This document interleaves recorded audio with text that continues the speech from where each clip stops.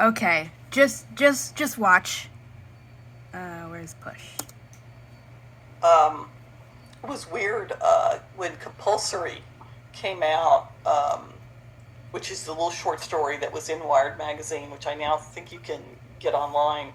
Um, it's about basically these workers, and Murderbot basically makes a choice to rescue one of the workers because it's just seen a character it likes on its show, on its TV show, get killed.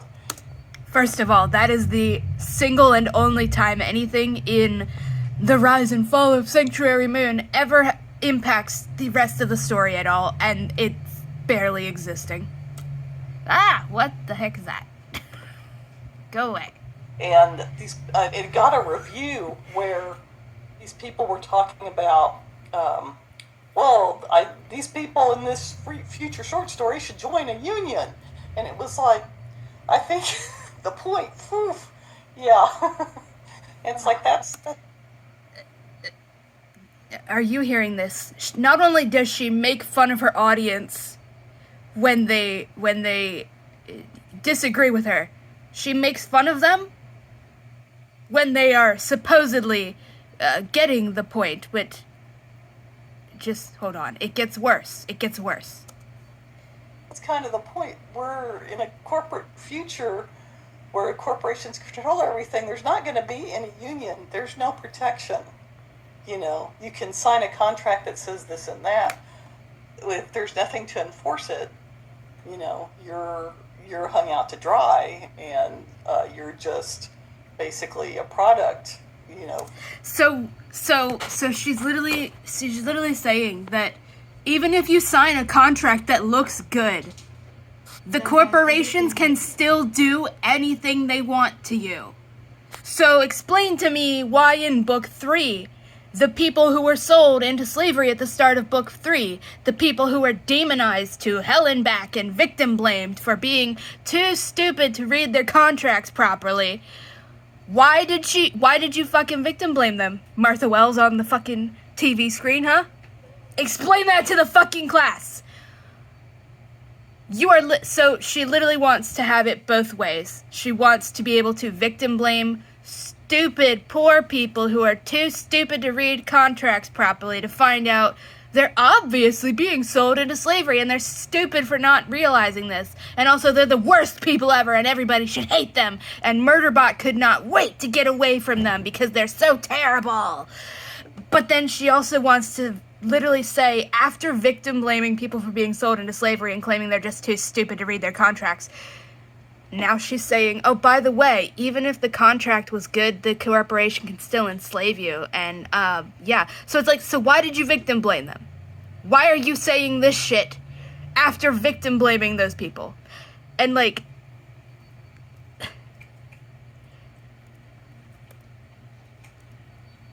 Join a union. And it was like, I think the point, No. The point of compulsory is not that people should join a union. That's not what she fucking wrote that to say. There is no mention of, the word union is not in that story. There is no reference at all, or even a hint of it happening in the future, of the workers banding together for safety. She didn't write compulsory to say that people should join unions. She just saw her readers come to that conclusion on their own, and now she's making fun of them for coming to that conclusion while also trying to fucking steal, you know, the conclusion that they came to that she didn't fucking write into the story, and claiming, oh, yeah, you think the people should have joined a union? Well, you're stupid. The point literally flew over your head. And also the point is they that should they should join have a joined union. And it was like, I think the point, yeah. She's literally making fun of people for saying that people in the sci-fi dystopia should form a union, while she's claiming that that was the point of the story, even though it wasn't. And what? You just have to talk loud. And just the fact that she's claiming it's about them joining the union when it's not. And also, do you want me to read the quote from the third Yes, thing? please do. I was literally about to go get it. I had asked, I'm going to pronounce that Ares, because I'm not, that's a stupid-ass way to spell that name, if that's supposed to be pronounced Ares. Ayres. We're going to go with Ares, god of war. I thought it was Ares. Too fucking bad. Okay, whatever. I had asked Ares if the 20 years was measured by the planetary calendar, or the proprietary calendar of the corporation who maintained the planet, or the corporation rim recommended standard, or what. He didn't know and hadn't understood why it mattered. Yeah, that was why I was trying not to get attached to any of them. And, I should have continued chronologically. They were headed to a labor installation on some shit show world. Ares told me they had all sold their personal labor for a 20-year hitch, with a big payout at the end. He was aware it was a terrible deal, but it was better than their other options. The labor contract included shelter, but charged a percentage for everything else, like consumed food, energy use, and any medical care, including preventative. And then, yeah. Just read it again. Read it again. The whole thing. I know, Rathy had said using constructs was slavery, but at least I hadn't had to pay the company for my repair, maintenance, ammo, and armor. Of course, nobody had asked me if I wanted to be a sec unit, yes. She's doing it But again! that's a whole different metaphor. Rathy said being a construct and enslaved was slavery. But being a slave is better than being an indentured worker who has to pay for things.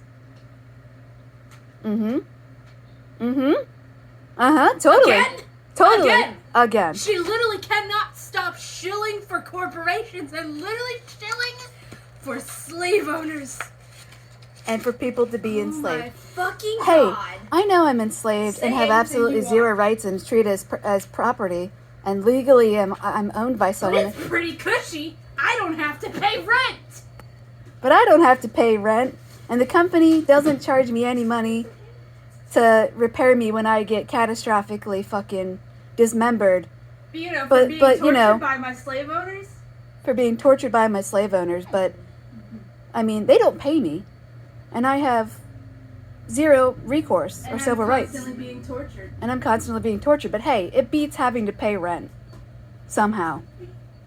Literally, stated as fact. Rathy had said using constructs was slavery, but at least I didn't have to pay the company for my repair, maintenance, ammo, and armor. I had asked Ares if the 20 years was measured by the planetary calendar, aka one planetary revolution around the sun, or the proprietary calendar of the corporation who maintained the planet, or the corporation rim recommended standard, or what. He didn't know and was too fucking goddamn stupid, and thus was at fault, and it was his own fault, and everybody who signed on with him hadn't understood why it mattered. And that's why I wasn't getting attached to these people. I'm over here crushing a fucking aluminum can. Don't slice your hand open.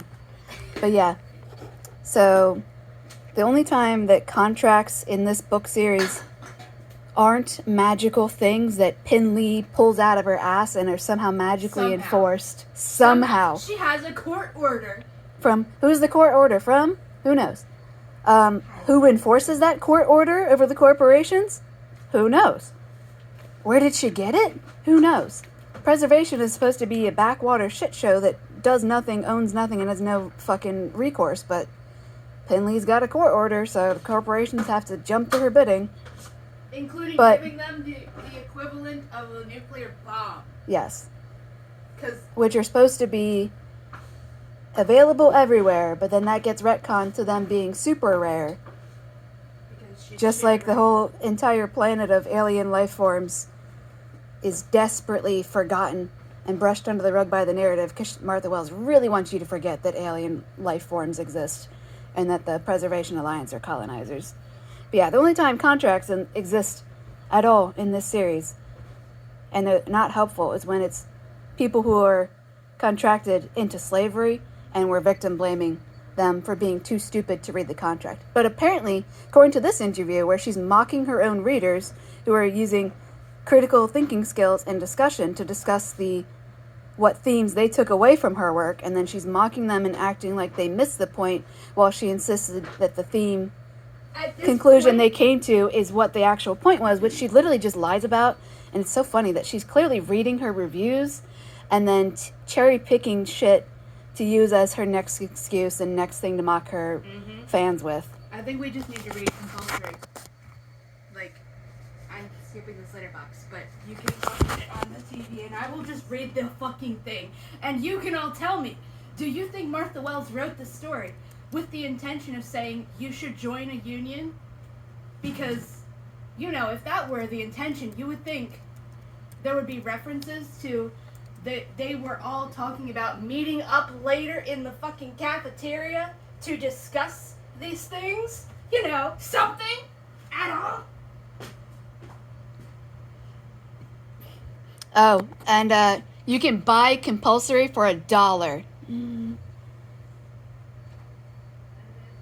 Yeah, this story can be bought on the Kindle edition for a fucking $1. It literally should be fucking free, and it's ridiculous. But, you know, they're charging money for a rapport and tricking people into thinking it's a full novella because it's sold for the same price as what the original first novella was. But yeah, I'm just going to pause this for now. Okay, as you can see, my laptop is turned on for once. We're gonna just fucking read the entirety of Compulsory. I have a little baby looking at me and biting my fingers. You know you're not supposed to do that. Mr. Lupin, you want to say hi to the camera?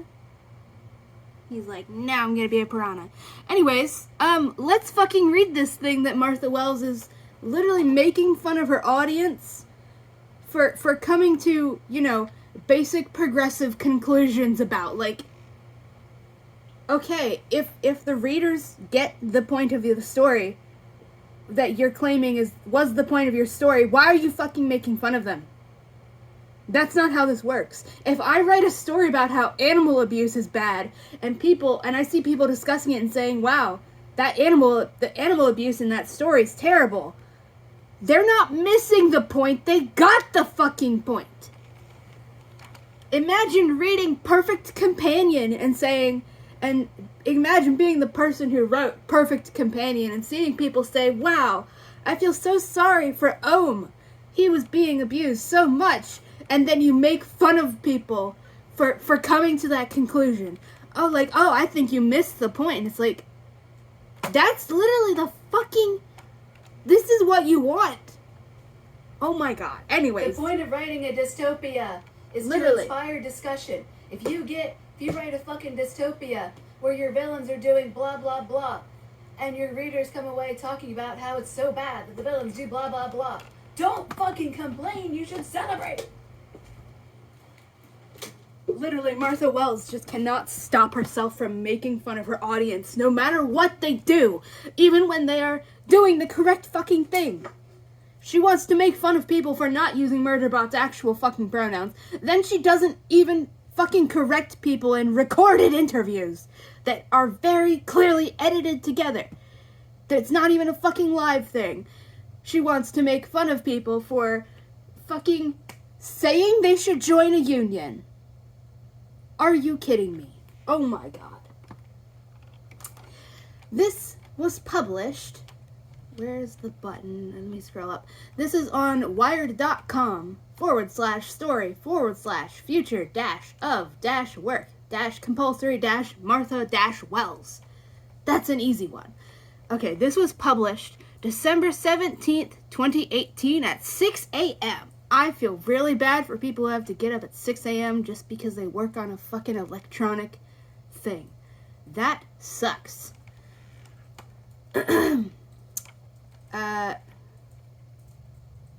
Yeah, there was some weird quote. I don't give a fuck.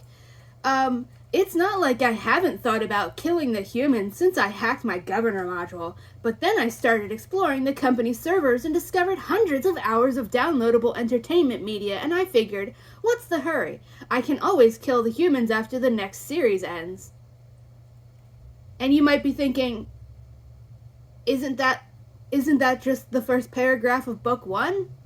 With some extra fluff? And the answer is yes. Because she's bad at writing.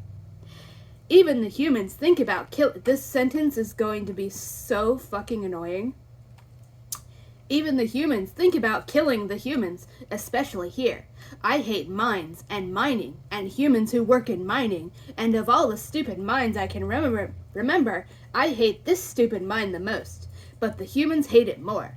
My risk assessment module predicts a 53% chance of a human-on-human massacre before the end of the contract. And it's like, that's supposed to be funny? Even though Murderbot's whole tragic backstory that we're supposed to feel bad for it is that, checks notes, it was involved in a massacre in a mine. But then, we're supposed to feel bad for Murderbot for that and use that tragic backstory that we're just told about, doesn't actually exist, to excuse all of Murderbot's horrific fucking behavior. And then we're also supposed to think it's funny, because she's bad at writing. Knobface, Elaine said to Asa, "You're not the supervisor." Maybe that percentage should have been higher, the way the 3 humans on the observation platform were fighting about the flow rate. Not that I cared. I was in the entertainment feed, watching episode 44 of The Rise and Fall of Sanctuary Moon, and monitoring ambient audio for keywords in the unlikely event that a human said something important. Those things make my insides creep. As a complete fucking non sequitur. That was Sakai, looking at me. Nobody likes sec units. Even I don't like us. We're part human, part bot constructs, and we make everybody nervous and uncomfortable. I didn't react. I'm in full armor, and I keep my visor opaque. Also, like, these aren't even people who are walking onto the scene mid-argument and then noticing Murderbot and saying this. They've been apparently standing there the whole time, and now this character's like, those things are creepy, out of nowhere, for no reason, as a complete non sequitur, because it's bad writing.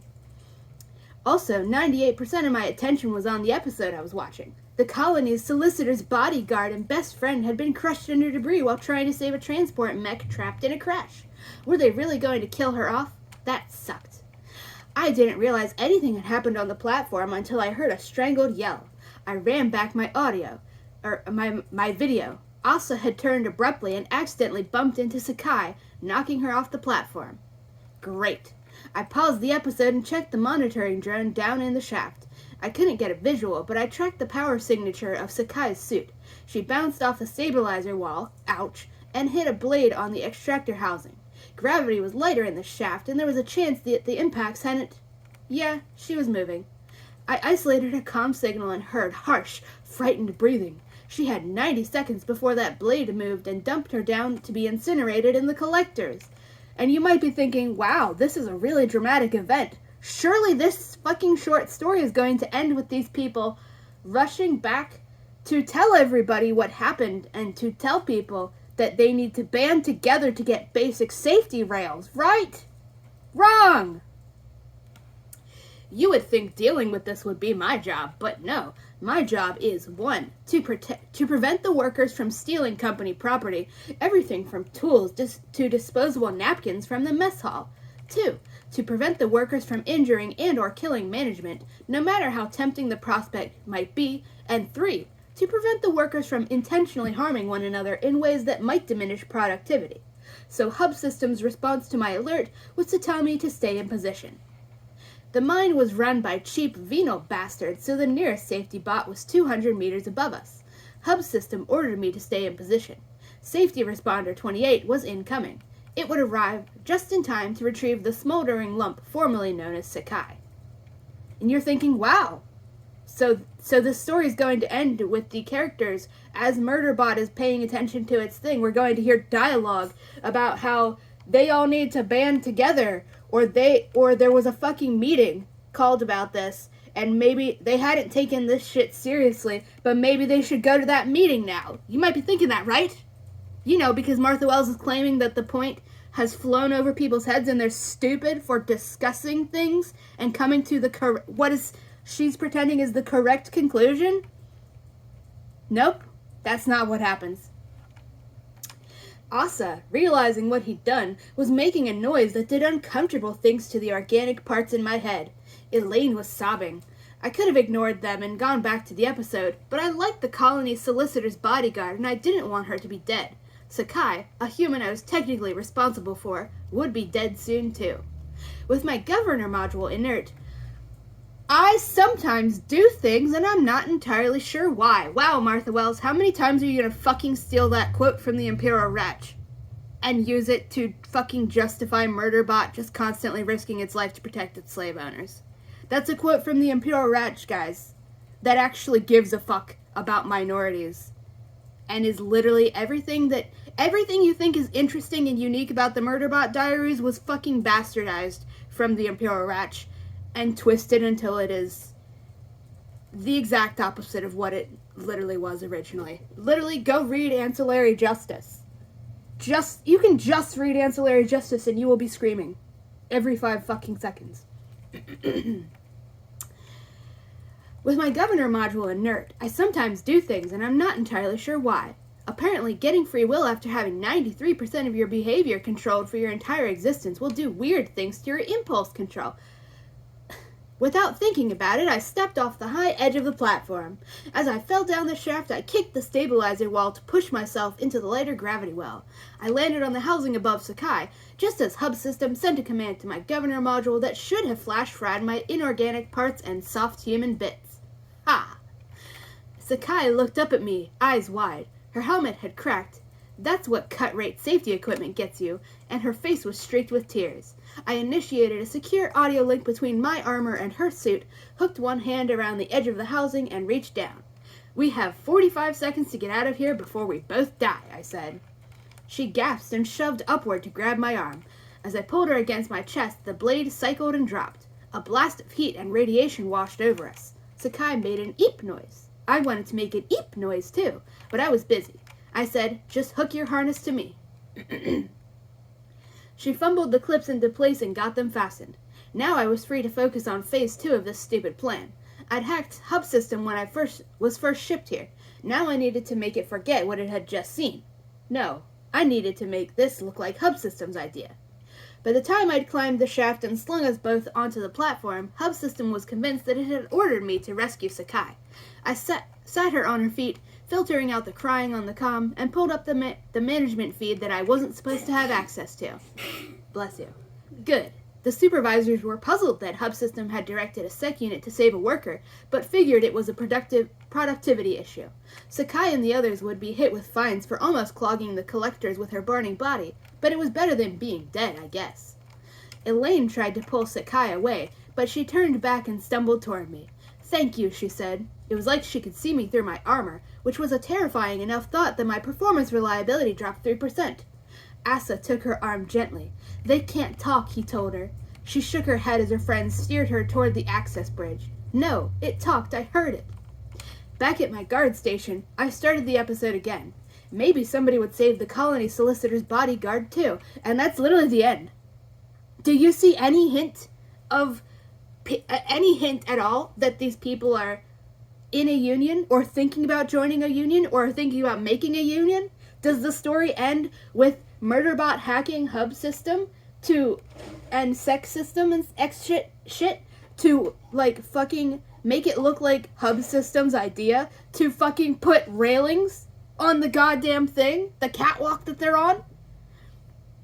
Does Murderbot go in and hack and remove the fucking fines that these people were just given for almost dying?